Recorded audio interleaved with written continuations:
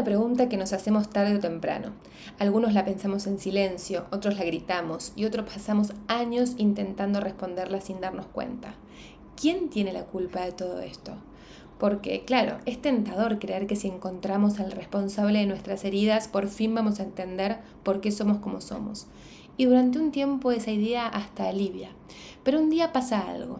Descubrís que entender no siempre alcanza y que encontrar al culpable no siempre te devuelve la tranquilidad. Entonces aparece una pregunta mucho más incómoda. ¿Y si ya entendiste de dónde viene tu historia? Ahora, ¿qué vas a hacer con ella?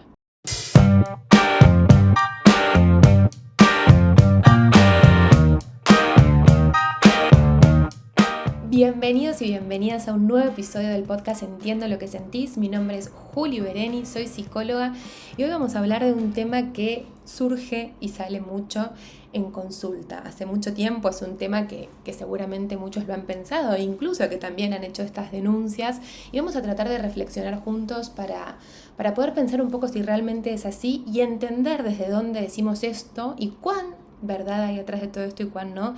Y es los padres y las madres tienen la culpa de todo. Hay una escena que se repite mucho en el consultorio y es que una persona llega y empieza a contar las problemáticas o las temáticas de su vida, que le cuesta sostener una relación, que le cuesta exponerse a confiar, que hay veces que quizás le cuesta la corporalidad, recibir un abrazo o dar un beso, comunicarse, expresarse, le cuesta la mirada del otro, se siente juzgado, se siente juzgada.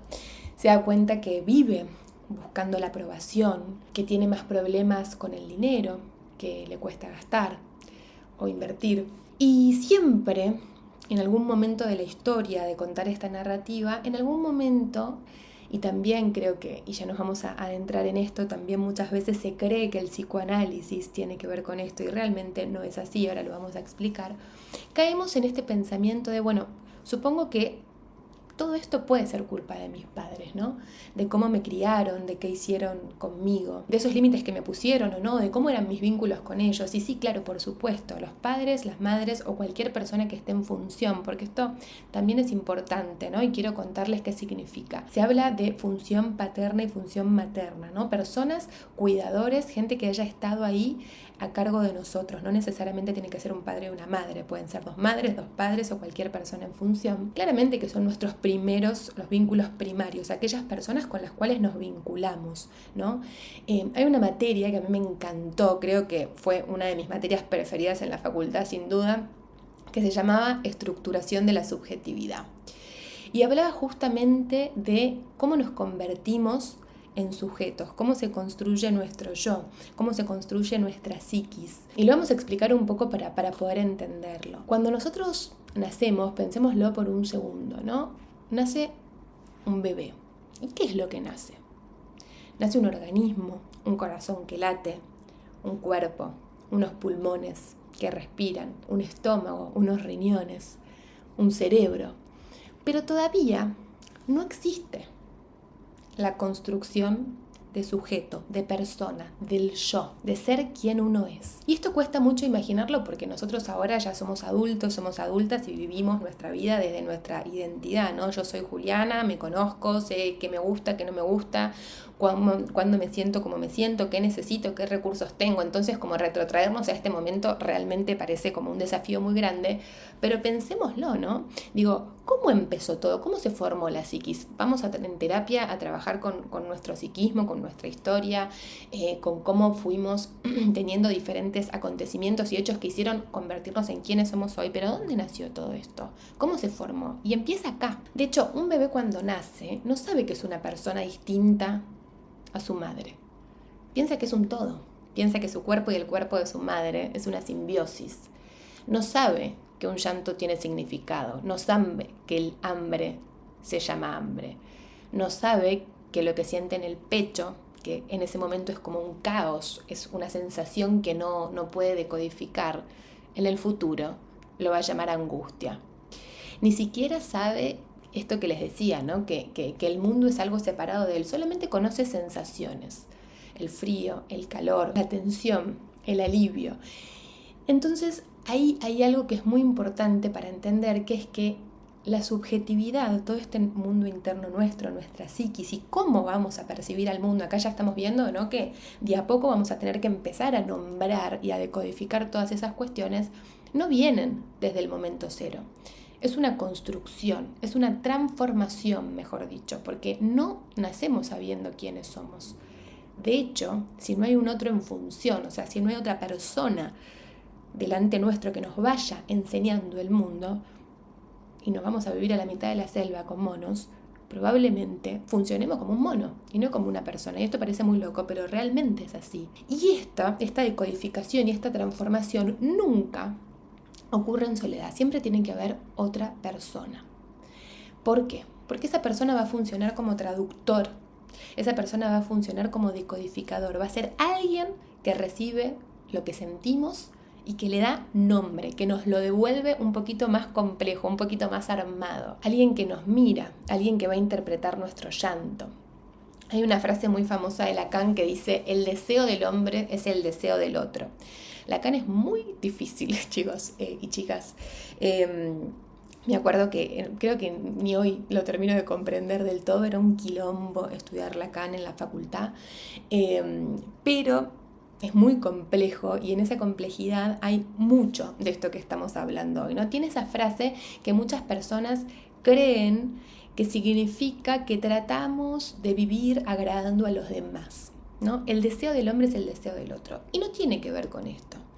Está diciendo que antes de que nosotros pudiéramos decir yo quiero esto, yo siento esto, yo elijo esto, yo soy de esta forma, mi perspectiva con respecto a esta temática es esta, había alguien que nos estaba nombrando y estaba hablando de nosotros incluso antes de que naciéramos.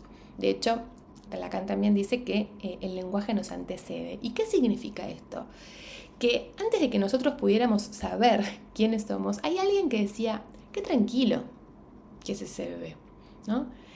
Qué revoltosa que es Juliana. Él es igual a su abuelo. Ella tiene el carácter de mamá. Es igual a mí. Qué inteligente que va a ser cuando sea grande. Qué difícil que es cuidarlo. O sea, ¿qué significa esto? Antes de construir una imagen sobre nosotros mismos, otros ya la habían empezado a construir y nos la empezaron a decir. Fueron esas primeras palabras, esas primeras sensaciones y esas primeras narrativas que incluso antes de que nosotros tuviésemos las nuestras, ya se estaban fundando en nuestra cabeza, en nuestra psiquis, ¿no? Y esto es inevitable porque el bebé sí o sí necesita un otro para sobrevivir y también para poder empezar a armar su mundo interno. Piensen que realmente cuando un bebé llora porque tiene hambre, hay un otro que le acaricia la panza y le dice: lo que sentís es hambre, ahora te voy a alimentar. Y en el psiquismo se empieza a impregnar que esa sensación se llama hambre y que siempre viene acompañada de una caricita en la panza, en el mejor de los casos, ¿no? Por eso es tan importante, digamos, la infancia y quién es ese otro que está traduciéndonos el mundo, porque claro, esa traducción va a ser en base a los recursos que esa persona tenga o no. Pero empezamos a sentir que, bueno, esta sensación se llama hambre, viene acompañado en el mejor de los casos con una caricia en la panza, con algo que se va a llamar comida. Me van a decir: ay, ¿cómo te gusta esta comida? O ¿cómo no te gusta esta otra? ¿No? Y así poco a poco vamos a empezar a ir comprendiendo el mundo. Por eso la infancia tiene tanto peso y es tan fundante, porque va a ser lo que construya los cimientos, de nuestra estructura psíquica. Entonces acá ustedes dirán: entonces realmente tienen la culpa de todo, porque claro, ese que está ahí, ¿cuáles son sus recursos? ¿Cómo decodifica el mundo? ¿Cómo es la propia estructura psíquica de ese padre o de esa madre? ¿Qué me están diciendo? ¿Yo lloro y me hacen un mimito? ¿O yo lloro y me dejan solo, ¿no? Y no vienen o me gritan. Entonces, qué importante y qué fundante que son los primeros años de vida. Hay algo fundamental para entender que en realidad no se trata de si los padres tienen la culpa de todo, sino de poder comprender la diferencia entre la influencia y la culpa. Ningún padre, ninguna madre, ningún cuidador, ninguna cuidadora, ni ninguna persona que esté a cargo de un bebé va a a pararse y a criar desde un lugar perfecto. Incluso eso no es bueno, ¿no? Porque tenemos que poder, ¿no? Donald Winnicott habla sobre la madre suficientemente buena. ¿Y qué significa esto? Que no hay que ser perfecto, hay que ser lo suficiente. A veces vamos a poder entenderlo, a veces no. A veces lo vamos a frustrar y es necesario frustrarlo para que desarrolle sus propios recursos. A veces los padres se van a equivocar, pero tienen que tener la capacidad de reparar, de decir, me equivoqué, de decir, me sentí de esta forma, vos te sentiste de esta otra, poder frustrarlo sin destruirlo y poder sostenerlo sin invalidarlo, ¿no? Digo, esta noción de lo suficientemente bueno y no de lo perfecto. Porque si no, uno no puede empezar a interpretar que no siempre el entorno y el otro, ¿no? Ustedes piensen que después nuestras relaciones de amistad, nuestras relaciones vinculares de cuando seamos más grandes, nuestras parejas, si en el caso de que querramos tenerlo, incluso nuestra relación con nosotras mismas, va a ser muy, este vínculo es como un poco lo que va a ser lo que guíe cómo nosotros nos vamos a vincular después. Obviamente que si uno hace terapia, estas cuestiones se van elaborando y se van modificando, pero es como el vínculo los vínculos fundacionales, ¿no? Los vínculos primarios, y después vendrán los secundarios que van a tener que ver mucho con esto. Entonces también hay algo de poder entender que las personas no van siempre a responder tal cual nosotros necesitamos. Por eso aquellos padres que han sido perfectos, que nadie es perfecto, pero entre comillas, muchas veces después en la adultez es esta cuestión de no aguanto, ¿no? Ni una mínima frustración, tenés que hacer absolutamente todo lo que yo digo y quiero porque si no me desequilibro. Entonces también tiene que ver con esto. Ser perfecto no es ser perfecto.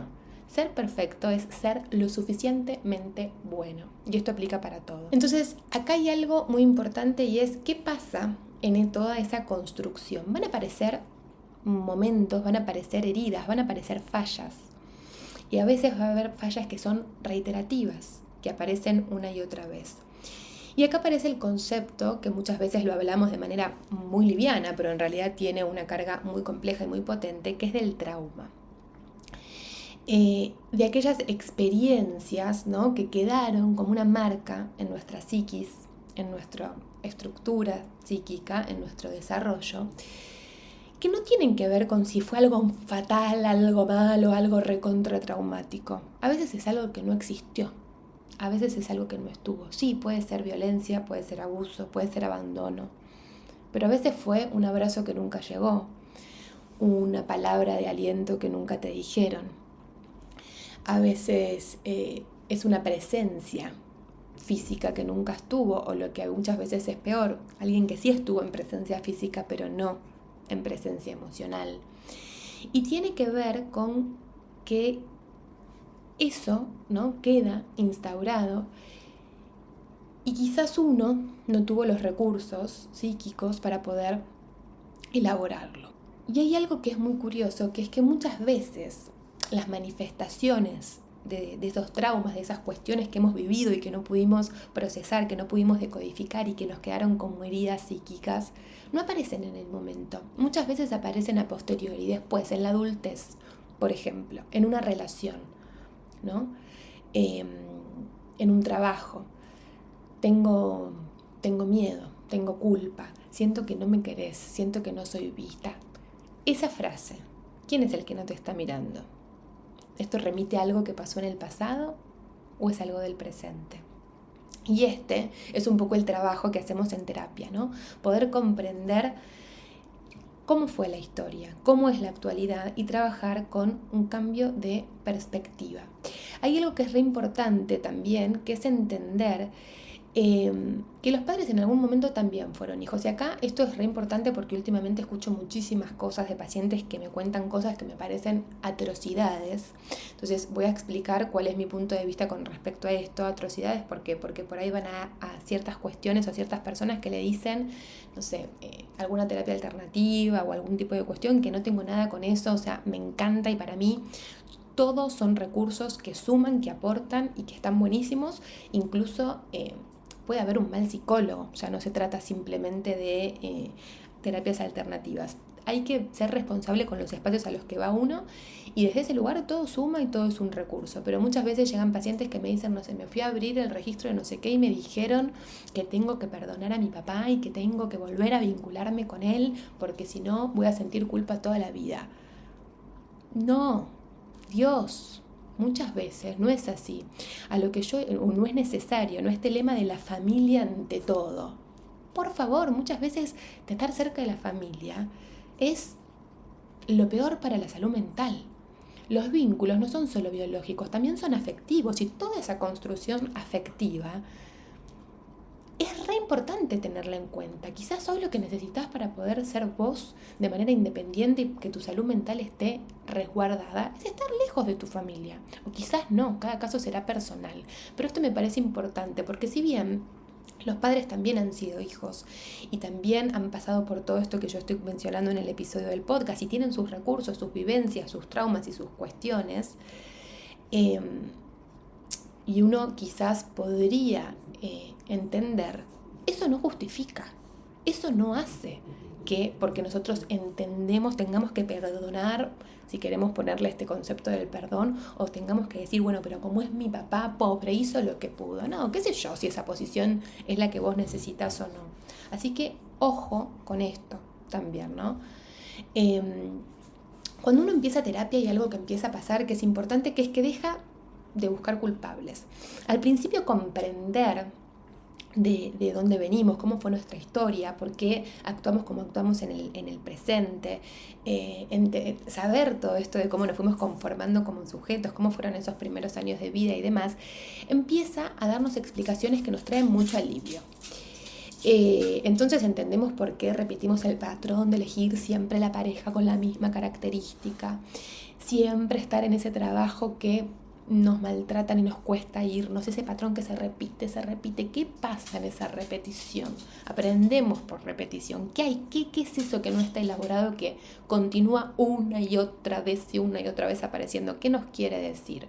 ¿No? Entonces, nos da mucho alivio entendemos por qué sentimos culpa, por qué nos podemos poner límites, pero hay un momento, después de muchos años de terapia, en donde el entendimiento deja de ser suficiente, porque uno puede pasarse años explicando, intelectualizando, racionalizando qué es lo que le pasa, que ojo, es re importante y es el gran recorrido de trabajo terapéutico. Yo lo hice también a nivel personal, fueron casi 10 años con algunas interrupciones de trabajo terapéutico. Este es el gran recorrido, porque a partir de acá podemos empezar a cambiar un montón de cosas. Pero es verdad que una vez que lo hacemos, hay algo que, ¿no? A veces vienen los pacientes al consulta y me dicen, yo entiendo todo lo que me pasa. Obviamente que esto es una generalización porque hay veces que hay muchos que me dicen yo entiendo todo y que tienen resistencia, que no quieren hablar, que es como yo vengo acá con esta estructura y no entres mucho, O sea, obviamente, pero muchas veces pasa, cada caso será particular, pero muchas veces pasa que es como yo entiendo todo. Juli, yo lo hablé, lo trabajé, hice 10 años de terapia, pero me pasa que hay algo que no es suficiente y que sigo repitiendo el patrón y que sigo vinculándome desde ese lugar. Ahora me doy cuenta más rápido, ahora lo identifico, ahora salgo, ahora corto ese vínculo que no me hace bien, pero igual hay algo que no es suficiente. Y ahí es importante entender la diferencia entre explicación y transformación. La explicación mira al pasado. La transformación empieza a mirar para adelante. Hay una frase de Sartre que dice, lo importante no es lo que hicieron con nosotros, sino lo que nosotros hacemos con eso que hicieron. Yo me puedo quedar en la posición de me cagaron la vida, me llenaron de traumas, me arruinaron por culpa de ella. Pero al final, ponele que igual cada uno es válido. Ponele que, bueno, sí, es la culpa, ¿no? Hicieron todo eso y hoy... Pero si nos quedamos en ese lugar de mirar para atrás y decir fue su culpa, mirar para atrás es re importante. Reconstruir la historia también. Ahora, recontra mil importante para que puedas vivir la vida que querés. ¿Qué haces de acá en adelante? ¿Qué haces con eso? ¿Cómo lo transformás? ¿Dónde te posicionás ahora? ¿Qué es tuyo? ¿Qué fue todo lo que pudiste construir que hoy te permite mirarte desde otro lugar? Que hoy te das cuenta que esa voz, cuando te decís no soy suficiente, no puedo, no lo voy a lograr, no es tuya, vos sí sos suficiente, vos sí podés, vos sí lo vas a lograr y te lo demostraste. Eso es la voz de otro. ¿Qué nombre y apellido tiene esa voz? ¿El tuyo? No.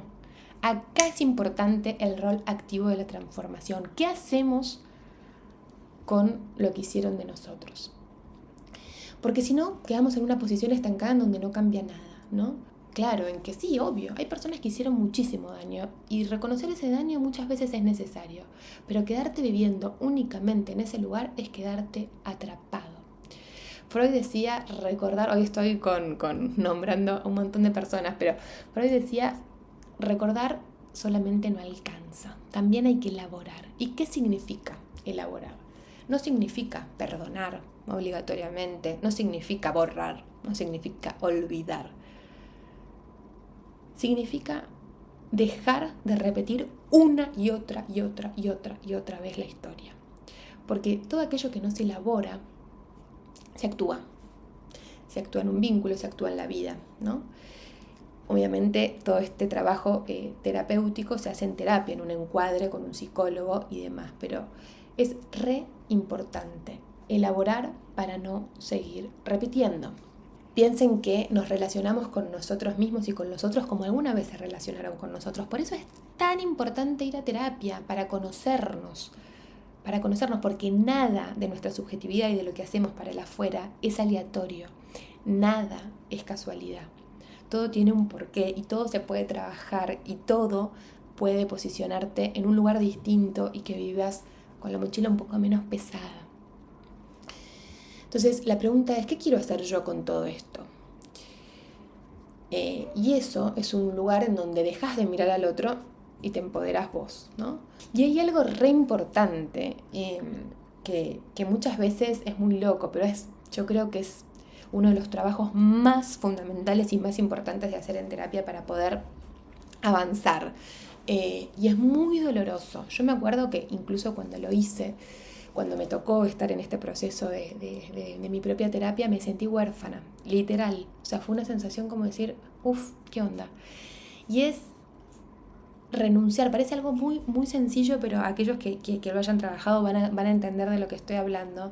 Pero es que en algún momento también de todo esto tenemos que renunciar a la ilusión de que aquellos que fallaron vengan a reparar esa falla. Eso no va a pasar. Incluso hay algo de que quizás muchas veces uno puede tener conversaciones con sus padres, con sus madres en el futuro y que te digan, perdón por todo lo que hice, no lo hice de esa forma, no quise hacerte un daño, pero igual hay algo que alivia, sí, pero el trabajo es propio. No hay nada que el otro pueda hacer o pueda decir, y eso en el mejor de los casos, porque después hay un montón de padres y madres que tienen cero registro, que no se dan cuenta y que incluso hoy en día siguen rompiendo los huevos. Pero sí es verdad de que no hay nadie más que uno o una misma que pueda hacer este trabajo. Y es muy doloroso y es muy complejo desidealizar a los padres, darse cuenta que también fueron humanos, darse cuenta de que no van a reparar, que los padres que tenemos son estos. ¿Querés vincularte con estos padres? Sí, no. Vas a tener que aceptar ciertas cuestiones y vas a tener que hacer ciertas negociaciones. ¿Te compensa o te detona la salud mental? Bueno, habrá que ver, ¿no?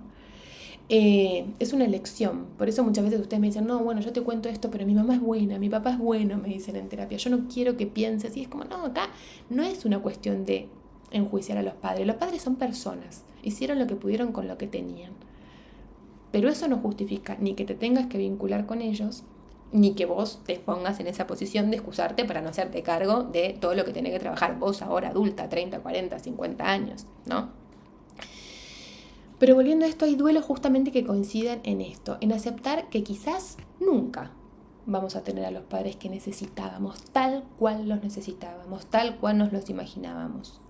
Y que aún así podemos construir una vida distinta, porque eso no va a borrar el dolor, pero sí va a permitirte como ponerte unos anteojos que te muestran la película de una forma diferente. Y respondiendo a esta pregunta, ¿no?, de si los padres tienen la culpa de todo, el título de este episodio, yo creo que tienen un lugar enorme, muchísimo más grande del que muchas veces nos imaginamos, porque son los fundadores y los participantes protagónicos en la conformación de nuestra subjetividad. Quienes pusieron las primeras palabras, quienes pusieron o no los primeros límites, los primeros espejos de cómo nos decodificaron el mundo. Se ponían de una forma o se posicionaban de otra. Pero también creo que llega un momento en donde seguir viviendo únicamente desde esta explicación es no responsabilizarse, es no hacerse cargo de uno mismo. Al final, quizás podríamos pensar que la historia no es el final del camino, sino que es el comienzo. Y que la terapia no existe para que salgas odiando a tus padres y les eches la culpa de todo, ni para convencerte que hicieron todo bien o que hicieron lo que pudieron con los recursos que tenían. Existe para que puedas dejar de estar gobernado por aquello que viviste, para que tu pasado explique tu historia, pero que no sea todo tu futuro. Porque nadie eligió la infancia que tuvo, pero tarde o temprano sí puede elegir la adultez que tiene o que quiere tener. Y quizás crecer sea justamente eso, aceptar que nuestros padres escribieron los primeros capítulos de la historia, pero no tienen por qué escribir el final. Espero que les haya gustado el episodio, que los ayude y les ayude a reflexionar un poco. A mí me gustó mucho, así que les mando un beso enorme. Me pueden dejar en comentarios tanto de YouTube como de Spotify temas que les gustaría que hablemos en próximos episodios. El episodio sale cada 2 semanas todos los lunes y nos vemos en el próximo episodio del podcast Entiendo lo que sentís. Chau, chau.